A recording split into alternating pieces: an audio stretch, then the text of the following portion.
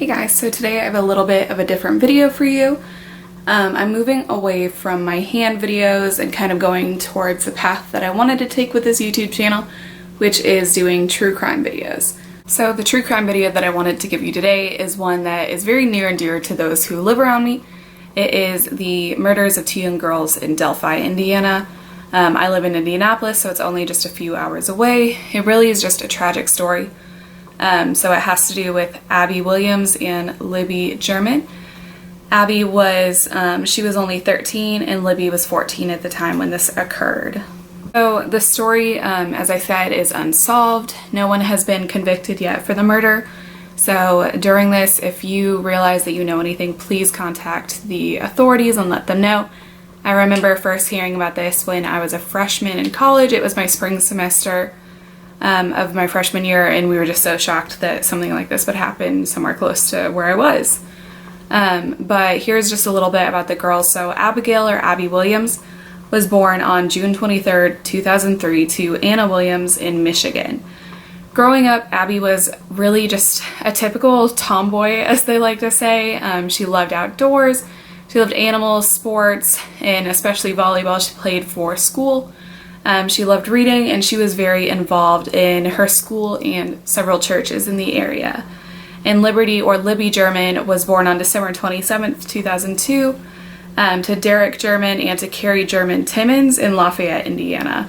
And Libby was also very interested in sports and was a member of the school's band and the academic bowl in what they called the high ability class. So she was obviously just so intelligent for her age. And both of the girls had met when they were in 7th grade on their volleyball team. They were teammates and quickly became friends. And so when the story occurred, it was a year later when they were in 8th grade. And it begins on February 13th, 2017, and the girls had what we call a flex day or a snow makeup day. For those of us who live in snowy areas, you probably know what it is. We had these a lot growing up. So basically they built in days in the calendar so that if it had snowed during January and you missed a day of school, you would make up for it and come in on the flex day. But if you didn't have any snow days, then you would just stay home that day from school, and that's what had happened. They didn't have any snow days, so on February 13th, which was a Monday, they were able to stay home from school. And they had actually gone and had a sleepover together, and the next morning they decided that since it was so nice out, it was actually 45 degrees, which is really warm for Indiana, especially in February, they decided that they would go on a walk. And so they had Libby's older sister drop them off at the Monon High Bridge Trail at 1:30. So the trail that they were on was actually built in the 1800s, the late 1800s actually, and it was used for trains. So it features a very old out-of-use bridge that was, it's just super high up. It's 63 feet high. And for me personally, I don't like heights, so it sounds like it would be an awful trail to go on. But a lot of people who live in the area weren't afraid of it, and they would go up there just for walks or even to take pictures, senior pictures, engagement photos. So it wasn't like it was completely deserted. There were people who would go up there pretty frequently. And during the time that they were on the bridge, Libby actually posted a photo of them at 2:07 on her Snapchat. And that was actually the last time that anyone ever saw or heard from them. And that was only 30 minutes after they were dropped off. And then at 3:30, the girls were supposed to go meet Libby's dad, Derek. And then when he arrived to pick them up, they actually never were at the spot that they were supposed to meet. And so he called them, and no one answered. And around 5:30, he decided that he would contact the local authorities. After Libby's dad, Derek, contacted the authorities, basically the whole town went out that night and started searching for them, and they searched until it was about midnight. And then the police decided that there was nothing else they could do that late at night, and so they called off the search until the next morning, which would be February 14th, or Valentine's Day. And so the next morning, everybody kind of regrouped. In between the hours of 10 a.m. and 12 a.m., they unfortunately found the bodies of Libby and Abby, and they discovered that they had been murdered only about a mile from where their walk had begun, which is just so sad that they were so close, but no one was able to stop it or find them. And so they officially identified the girls' bodies and did an autopsy on February 15th, and while the police know how the girls died, they never release the information to the public. And that can be for one or two reasons, and that might be to just protect the dignity of the girls and of their families when something tragic like that happens, or to keep certain information private, so that when they do interviews of potential suspects, you know, sometimes they may bring up information that the police had not released to the public, and that can kind of give away the murderers, because there's no way they could have known that information unless they'd done it. So we're not really sure why they haven't given it away, but those are just two theories as to why they've been kind of keeping it quiet. But the same night of the 15th, police released a photo that was actually taken by Libby of a man who was walking towards them on the trail that day. And then on February 19th, that man was actually named as the prime suspect in the case. And a few days later, the authorities also released an audio clip from Libby's phone that they had recovered. And it was the man that they had pictured and was the prime suspect of him saying "down the hill." In a case with very little evidence, Libby was really recognized as a hero because she provided as much as she could, even in such a terrifying time. The full video has not been released, and neither has the full audio.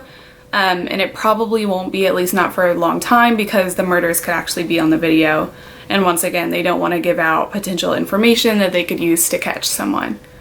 And in July of 2017, a sketch was released of the suspect that Libby had photographed, and also based on some witnesses who were on the trail at the same time as the girls. And since no one was convicted for the double murder, here are a few theories on who or what may have happened. One of the rumors that was floating around was that the girls may have met someone online and decided to meet them up in person. And unfortunately, when they did, it wasn't who they thought it was, and they were then murdered.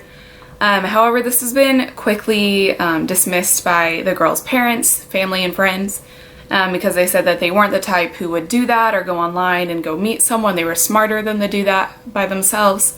And they also mentioned that the girls weren't not dressed appropriately, but they weren't, you know, dressed up like they would if maybe they were going to go meet someone for the first time. Popular theory was that a man known as Daniel Nations had murdered the two girls.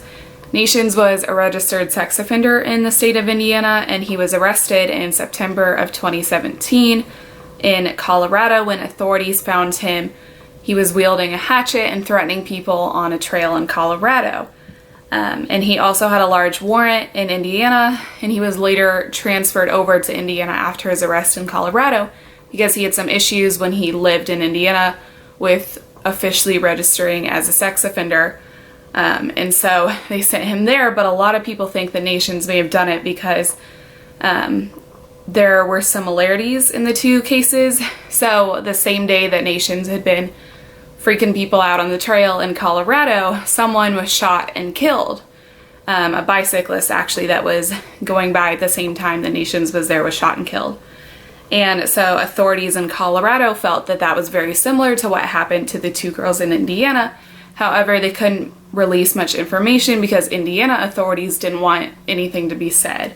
So they couldn't go into specifics on how closely the two events were tied, but Daniel was later removed as a person of interest in February of 2018.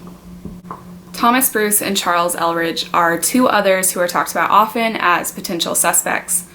They're both men who were charged with crimes in other states, and even one of them was actually in the state of Indiana as well.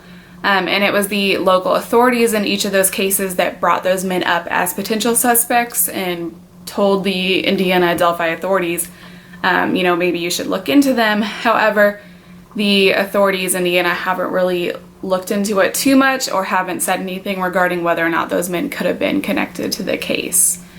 And in April of 2019, which is actually just 2 months ago, new sketches and a new audio clip was released to the public.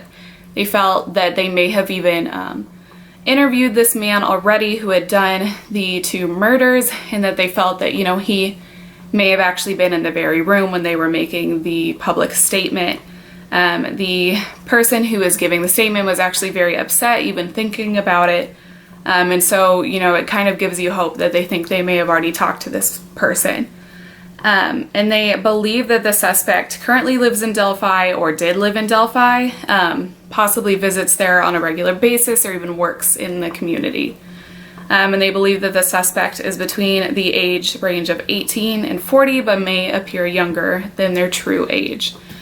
And really, there's so much hope that this case will be solved. Police feel that they are really just so close to finding out what happened that February afternoon.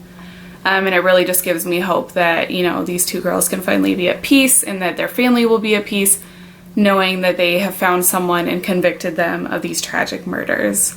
So I hope that you guys learned some information about the case and that you can go and advocate for these two girls. And if you know anything at all, please, please, please just contact the authorities and let them know anything that you might have. So thanks for watching, and please subscribe and turn notifications on.